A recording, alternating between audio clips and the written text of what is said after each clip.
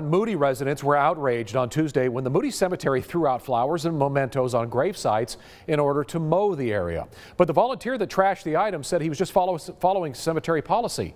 But is the cemetery really able to do that? 6 News reporter Andrew Moore looked into it for us. If there were a problem, why didn't they reach out to plot owners or people that had family members here? Melanie Jefferson had placed plenty of mementos on her 12-year-old son's grave, but Tuesday she had to go sort many of those items out of a trash pile left by a cemetery volunteer. He claimed he was just re-implementing old cemetery policy in which items weren't allowed if they impeded mowing.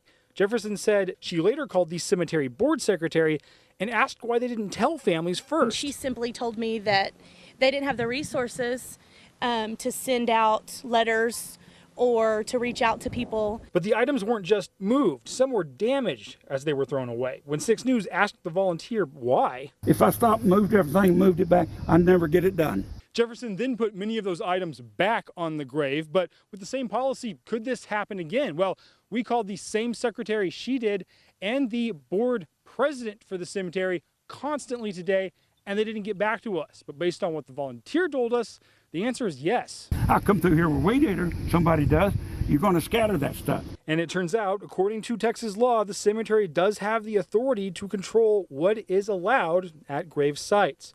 But Jefferson says just because the cemetery can trash mementos doesn't mean they should. For any organization, you volunteer to help. You don't volunteer to destroy and destruct and hurt people.